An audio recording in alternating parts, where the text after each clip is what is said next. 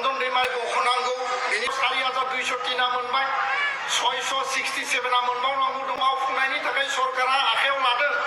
बे समाव आं नोंथांमोननिसिम मोनसे आपडेट लानानै फैदों। बे आपडेटआनो जाहैबाय मानगोनां दानि एबसुनि आफादगिरि मानगोनां दिपेन बर' सारा रन्जन दैमारिखौ लानानै आरो बिटिआर जे गोरोबथानि माखासे दफाफोरा मावफुंजाबाय माखासे दफाफोरा मावफुंजायै बेफोरखौ लानानै गुवारै खेंफोरथि होदों। दा बिथांनि बे खेंफोरथिखौ नोंथांमोना खोनासंलांदो। रन्जन दैमारि बख'नांगौ बेनि प्रपर्टी आरो माने आसामनि राज्यपालनो दुलाराय बर' फरायसा आफादा रन्जन दैमारि एन्ड 7 आदार्स आरो एनादार 56 52 सेन्ट्रेल जेलाव दङ बेनि थाखाय जोङो सावरायलायनानै लाइजाम लिरनो थाखाय जोङो थिरांथा लादों। लोगोसेनो जोङो सुप्रिम कर्टआव केस गेलेनो थाखाय एबसु एनडिपि ज' लोगो नांनानै खामानि मावदों। काउन्सिला राङारि मदद हरदों, डाइरेक्ट उकिल आरो जिखिनि खरस पाति दङ आरो बिनि अनगायैबो एनआइए कर्टआव सिबिआइ कर्टआव जिखिनि केस कुस दङ बे खामानिखौ लानानै मावबाय थादों। केस उइथड्रलनि खामानिया माखासे आवगायबाय, माखासे उइथड्र जाबाय, माखासे दंबावो आरो रिहेबिलिटेसननि बेलायाव 4200 टिना मोनबाय 667 मोनबावनांगौ दङ। फैसाया रिलिज जानायनि लामायाव आरो जोंनि एनडिपि बिदा फंबाय बिथांमोना जायफोरा जेनुइन केडारमोन बिथांमोना थारैनो अधैर्य जादों। सुक्ति खालामनाया 4 बोसोर जाबाय। दा बेखायनो जों सरकारखौ खावलायदों बिटिआर काउन्सिल आसाम सरकार आरो एडिजिपि जाय स्पेशल ब्रान्चनि दङ इमिडियेट फैसाखौ रिलिज खालामनांगौ आरो बिथांमोननो मोनफुंनायनि बेबस्था खालामनांगौ। मुंख्लं नखरफोरनि मुङै जि 5 लाख कोटी रां होनाय 226टा परियालनो अलरेडि होनाय जाबाय। एनादार 200-300 स्क्रिनिं खालामनानै दोनदों। बिथांमोना माबा माबि डकुमेन्ट नागिरो, जों बुंदों कुनु डकुमेन्ट्सनि बाथ्रा गैया। एनडिपिनि मार्चारखौ एनडिपिआ सार्टिफाइ खालामबानो सरकारा मानिनांगौ आरो बे लेभेलाव सावरायनाया सोलिगासिनो दङ। एबसुनि 1135 जन मार्चार परियालनो फैसा होनांगौ बे खामानिखौ लानानै आसाम सरकारा गनायथि होदों आरो उननि समाव बे नखरफ्राबो 5 लाख कोटी जे राङारि अनसुंथाइ दङ बेखौ मोननो हागोन। आसाम पुलिसाव 2% एनडिपि केडारफोरनि थाखाय जि रिजार्भेसन बेबस्था दङमोन बेनि एपइन्टमेन्टनि प्रक्रियाबो दा एप्लाइ आरम्भ जाबाय। दा बेखायनो मानगोनां रायजो राजा नोंथांमोन जों खावलायो जे दुलाराय बर' फरायसा आफादनि सायाव मोनसे बिसास आरो फोथायनायखौ लाखिनानै हाबा मावलांनांगोन। बिटिआर एकर्डनि जिफोर दफा दङ बे दफाफोरखौ मावफुंनायनि थाखाय एबसुआ खामानि मावगासिनो आरो मोनफ्रोमबो दफाखौ आखरे आखरे मावफुंनांगौ होननानै भारत सरकार आसाम सरकारखौ खावलायदों। आरो बे बेलायाव दुलाराय बर' फरायसा आफादा कुनु जिरायनाय मेंनाय बानायनि खोथा गैया।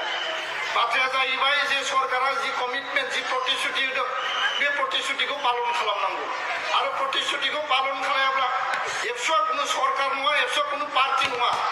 एबसुआ जाबाय हारिनि जातिनि आफाद, फरायसा आफाद, जातीय आफाद, नोंथांमोननि आफाद आरो मोजांखौ मोजां गाज्रिखौ गाज्रि होनना बुंग्रा एबसुआ आफाद। बेयाव रावनिबो थाखाय जोङो माने मोजांखौ गाज्रि, गाज्रिखौ मोजां होननानै बुंग्रा जों आफाद नङा। दा बेखायनो जों बयबो मिथिगौ बिटिआर सुक्तिनि 2020नि गेजेरजों माखासे दफाया मावफुंजाबाय आरो माखासे दफाया मावफुंजानो गोनां दङ। मोनफ्रोमबो दफाखौ मावफुंनायनि थाखाय सरकारा आखायाव लादों, माखासे प्रसेसबो खालामदों, कमिटि दादों, कमिसन दादों, खामानिखौ आवगायदों। खिन्थु माखासे खामानिया टाइम बाउन्ड जि जोबनांगौमोन बे जोबैनि थाखाय जोंनि जि खुद्रिनाय, जोंनि जिखिनि रिसेन्टमेन्ट, सरकारखौ जोंनि जि बुंनाय जे एकर्डनि दफाया टाइम बाउन्ड इमप्लिमेन्ट जायाब्ला बिनि थाखाय एकर्ड इमप्लिमेन्टेसननि थाखाय सोमावसारनांगौ जायोब्ला सोमावसारगोन होननानैबो जों बुंदों। दा रायजो राजा नोंथांमोन बयबो नुबाय जे 2003 आव बिटिसि सुक्ति, बे सुक्तिनि समाव 4 डिस्ट्रिक्ट दानाय जादों आरो बे सुक्तिनि समाव 3082 खान गामिखौ सोनानै बिटिइडि बिमुं होनाय जादों क'क्राझार, चिरां, बाक्सा, उदालगुरि। 2020 27 जानुवारिनि एकर्डनि उनाव एबसु एनडिपि इउबिपिअ तामुलपुर जिल्लाखौ गोदानै दानाय जाबाय। 3082 खान जि गामि दङमोन संकसनिफ्राय जोंनि पासनिनि जि सिमा बे सिमाखौ बारायनानै 41 खान गामि सोनानै दिनै 3123 खान गामि बिटिआरआव दिनै हाबबाय। खिन्थु बे 41 खान गामि सोनायजोंनो जों सान्त्वना जायाखै। बियो अनलि बियो 10% गामि दिनै सोदों।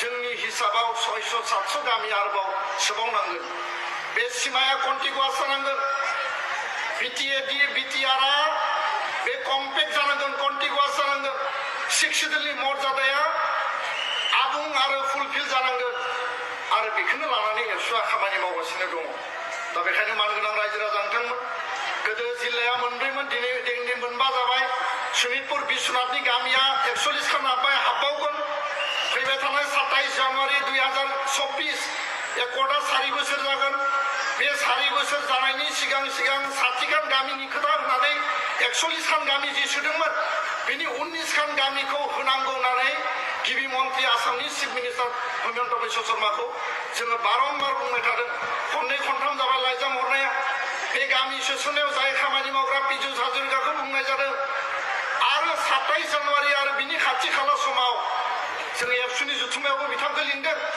गामिया घोषणा जाबावनांगोन बाउन्डारि कमिसनाव लाबोनांगोन आसामनि केबिनेटआव एप्रुभेल खालामनानै राज्यपालनो नटिफिकेसननि थाखाय हरनांगोन रोड मेपआ क्लियार खालि सरकारा मावनांगौ आरो बेयाव पलिटिकेल उइल राजनीतिक इच्छा राजनीतिक गोसोनि बाथ्रा दङ हाग्रामा महिलारिया जि मोनब्रै जिल्लाखौ खुंदोंमोन हाग्रामा महिलारिया जि बिटिआरनि खोथा बिटिसिनि खोथा बुंबाय थायो दिनै बेखौ जोङो सिमाखौ 2003 आव जिखौ मावनो हायाखै 1993 आव जिखौ मावनो हायाखै एनडिपि एबसुनि बे एकर्डनि गेजेरजों सिमाया दिनै गहपुरसिम मुलुगुरिसिम दिनै दावखोबाय आरो बेखौ जों आबुं खालामनांगोन बर' हारिया आल्टिमेट सिमांनि थांखि लानानै खामानि मावदों एबसुनि जि सिमां आलादा रायजोनि बे दिनैबो थैयाखै बे जोबनानै थाङाखै मोनसे एकर्ड जादों एकर्डनि दफा मावफुंनांगोन 2003 आव एकर्ड जादों एकर्डनि दफा मावफुंदों 93 आव एकर्ड जादों सानसुमा दाया सिफ जादों एकर्डनि दफा मावफुंनो थाखाय